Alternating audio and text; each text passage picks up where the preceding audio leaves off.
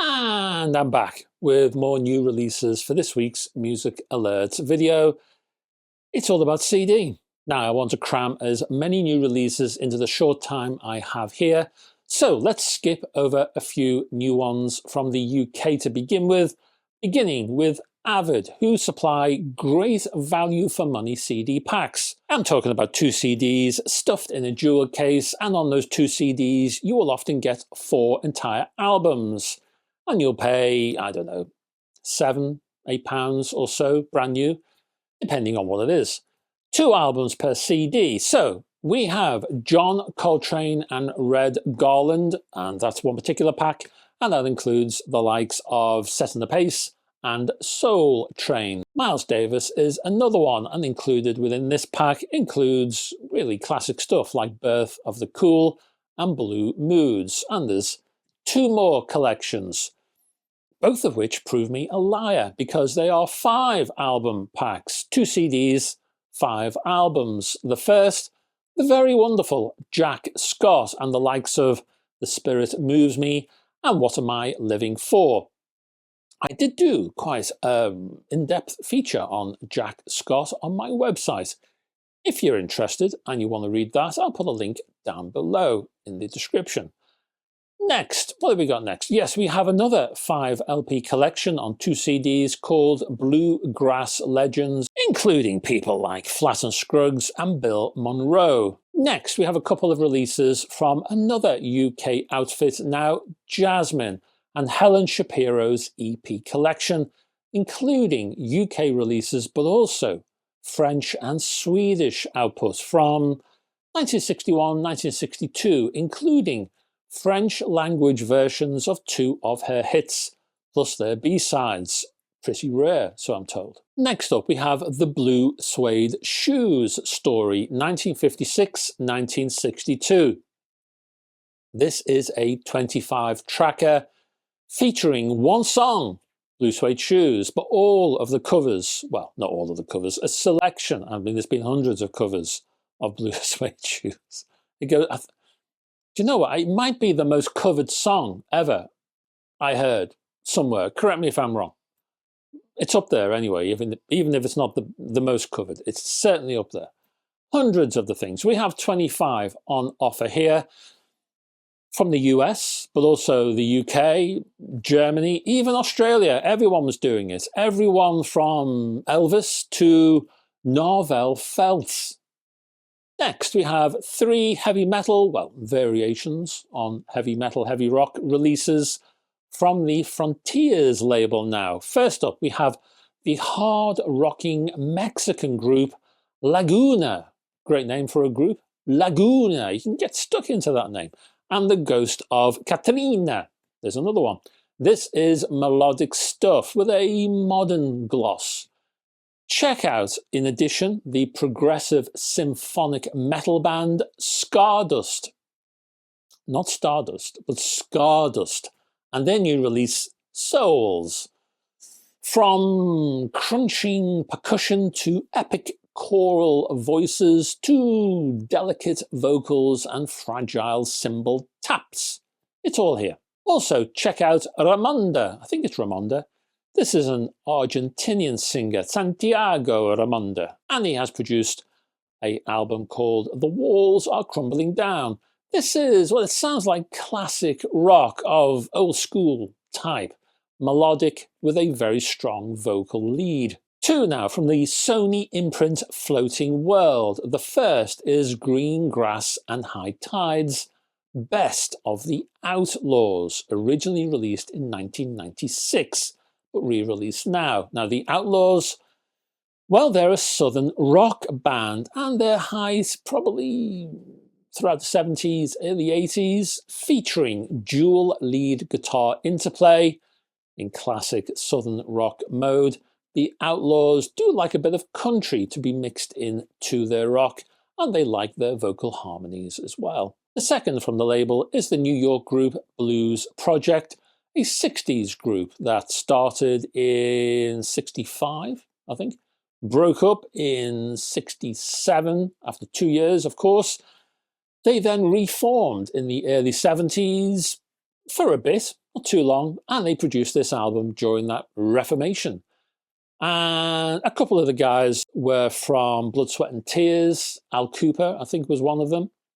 Check it out, very nice indeed. Now, we have two from the UK label Ace. The first is from Nina Simone, called Let It All Out, Selected Singles 1961 to 1978, featuring 24 tracks, all of them soul orientated, I would say, and all based in the USA, so rather specific. Next is a very nice compilation called Safe in My Garden, American Pop in the Shadows, not as in Hank Marvin, but you know, The Dark Place, 1967 to 1972. So we're looking at soft rock, primarily sunshine pop, harmony pop, pacifism, because of the political times they were living in back then. It's the whole Vietnam thing, and the music kind of reflects the times. So expect lots of despair, expect lots of hopelessness. It's a really fun time. Includes bands such as The Group with a double O, G-R-O-O-P, The Group, The Eighth Day, Chad and Jeremy, Fargo, Harper's Bazaar, and the Sundowners. It's lovely stuff. On the Kent label now comes singer and multi-instrumentalist Ronnie McNeir, who was a relatively recent member of the Four Tops. But mainly he did lots of solo work and production and whatnot. And this is a soul album called Makes a Move, a previously unheard solo LP made a year before the man's own career took hold. The tracks here were recorded in 1971 and then shoved in a locker and forgotten about. So it's a bit of a lost gem. Check it out. Next, we have Extra Metric 2, a brand new release from Catherine Ernst on the Extra Metric label. This one, a little bit out there, a little bit avant-garde-ish, but it's fascinating stuff. If you, I don't know, if you like your techno, if you like your experimental electronica, you'll like this one. We're talking percussion here, and the lady herself does amazing things with drums and associated gadgets attached to the same. So we're talking percussion, but we're also talking polyrhythmics and acoustic drums and electronic devices. And if you know of her earlier Extra Metric, which would be Extra Metric 1 LP, 2 is where the earlier one left off, if you know what I mean. Anyway, strong bass-driven album, this one. Very nice indeed. Oh, and if there's a Bandcamp link, and I think there may be, I will put it below. Any other artists who have Bandcamp links, I'll also put those downstairs. Next, we have producer-artist Dave Lee Myers and the album Tyrannus, and the series of, well, electronic noises, another avant-garde-ish kind of production, this one. So electronic noises, feedback, ambience, modular synth noises, I'll wager. Very interesting indeed. If you like your ambient stuff, check this one out. It's adventurous, but very interesting. Again, Bandcamp link below. Next, we have the Liv Andrea Haig Trio. Hope I pronounced all of that correctly. Apologies, Liv, if not.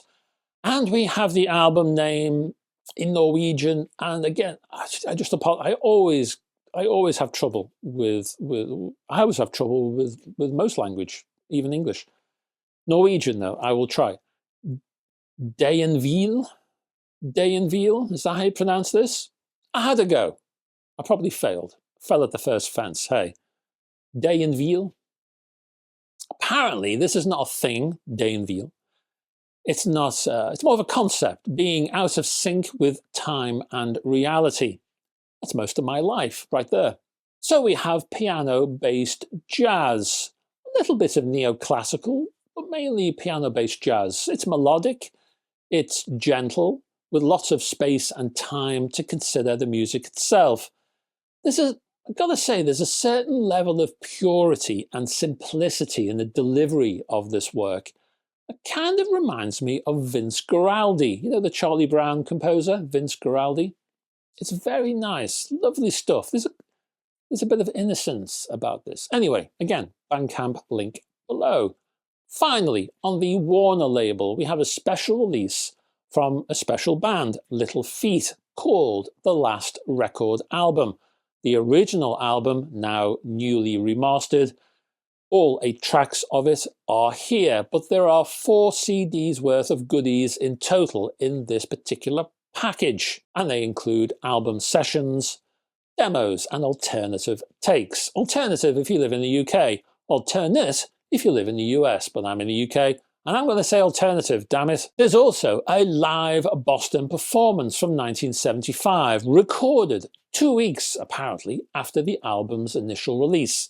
The whole thing is presented in gatefold sleeves, and they're shoved into a rather extraordinary slipcase.